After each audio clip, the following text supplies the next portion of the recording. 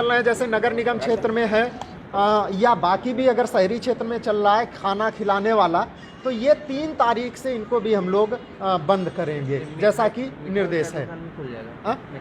अभी सभी दुकानें खुलेंगे, कोई दुकानों पर जिन पर स्पेसिफिकली रोक है वही बंद रहेंगे, बाकी सभी दुकानें अभी खुलेंगे। डी नोटिफाइड करने के लिए क्या प्रक्रिया की जा रही है?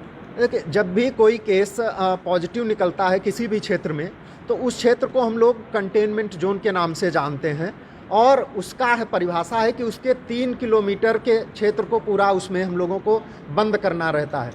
तो अब ये देखा गया है पूरे देश में, और लोगों की सहूलियत और लोगों को संक्रमण से बचाने के लिए हम लोग उसमें डिसीजन कितने क्षेत्र को हम लोग उसको बंद करें और क्या करें। तो जो शहरी क्षेत्र में हमारे 3 मोहल्लों में संक्रमण फैला था, उसको लेकर के कंटेनमेंट जोन बनाया गया था।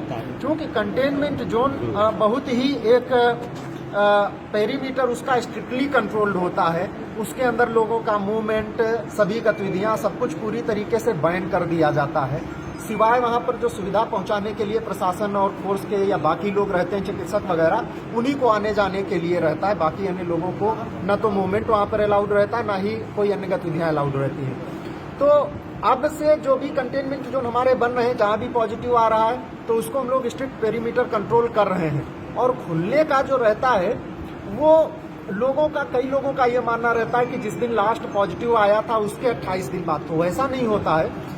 जिस दिन उस जगह का लास्ट केस निगेटिव हो गया, उसको 28 दिन मान करके उसके बाद में फिर हम लोग उसको डिनोटिफाई करने का प्रावधान है।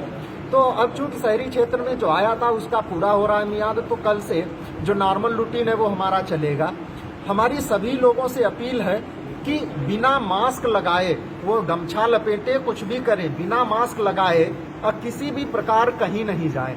खासकर हमारे जो युवा वर्ग के लोग हैं, हम लोग जब क्षेत्र में भ्रमण करते हैं तो ऐसा देख रहे हैं कि जो बाइक चला रहे हैं या जो अपना खासकर 15 साल से लेकर के 40 वर्ष के युवा हैं, वो अपना घूम रहे हैं बिना मास्क वगैरह लगाए, तो ऐसा करना उनके स्वयं के लिए खतरे से पूरा परिपूर्ण है, और बाकी लोगों के लिए भी इससे खतरा हो सकता है। तो ये चुनौतियों से भरा है, ऐसा कदापि नहीं करें, मास्क लगाएं और दूसरों को भी प्रेरित करें। और ऐसा नहीं है कि मास्क जो है बांटने का, जो वितरण करने का कार्यक्रम है वो कराया जा रहा है, तो मास्क लगाना एकदम जरूरी है। और इसको जांच करने के लिए भी हम लोगों ने प्रत्येक थाना क्षेत्र में और सब डिवीजन में टीम बनाई है, जिनका काम है कि वो भीड़ भाड़ वाले या बाकी सभी जगहों पर भीड़ नहीं लगने दें, लोगों को प्रेरित करें। माइकिंग भी करवा रहे हैं कि भीड़ भाड़ लोग नहीं लगाएं, चूँकि अब सभी दुकानें खुलनी हैं, जिनको बंद किया गया है स्पेसिफिकली उनको छोड़ करके। और दूसरा है कि मास्क लगाएं, इसको भी चेक करने के लिए टीम लगाई गई है। खासकर वैसे हमारे जो क्षेत्र हैं, जैसे बस स्टैंड वगैरह हुआ, वहाँ पर भी मजिस्ट्रेट और उसकी तैनाती की गई है कि वो भी लोगों को प्रेरित करें कि जितनी सीट हैं बस में, उससे ज़्यादा लोग उसमें नहीं जाएं, खड़े नहीं हों, उतने ही लोग अपना बैठ करके जाएं और पूरा मास्क और इसका ध्यान रखें। तो अगर हम लोग ऐसा कर लेंगे तो मुझे लगता है पूरी तरीके से हम लोग इससे कंट्रोल कर लेंगे। और जैसे ही अगर ये देखा जाएगा कि मास्क वगैरह नहीं लगा रहे हैं, तो उस पर फिर हम लोग दंडात्मक कार्रवाई भी करेंगे आगे चल करके। तो ऐसी नौबत नहीं आने दें, अपनी सुरक्षा ही अपना बचाव वही है, बाकी और कुछ नहीं है। वाहनों के परिचालन के लिए जैसा कि आप देखेंगे कि हमारे जो श्रमिक स्पेशल ट्रेन से लोग आ रहे थे, उनके लिए हम लोगों ने जिला स्तर पर परिवहन कोषांग बनाया था, जिसका कि कार्य था कि वो लोगों को मतलब ले जाकर के उनके क्वारंटाइन सेंटर्स तक पहुंचाए।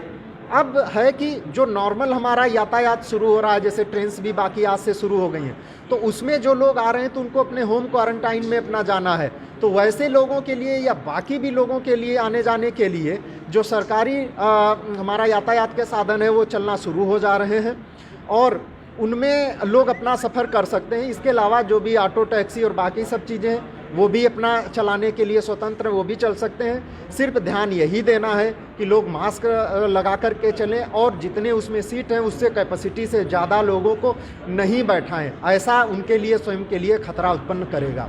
पब्लिक के लिए सरकारी कार्यालय कब से खोले जा रहे हैं? सभी सरकारी कार्यालय खुल चुके हैं, पहले से भी सरकारी कार्यालय खुले हुए थे, जो हमारी सीमा थी कि 33% लोगों के साथ वो चल रहा था, अभी सभी सरकारी कार्यालय पूरी तरीके से खोल दिए गए हैं। और चूंकि ये कंटेनमेंट जोन है तो कल यहाँ से भी सभी खुल जाएंगे, क्योंकि आज डिनोटिफाई हो जाएगा शाम तक।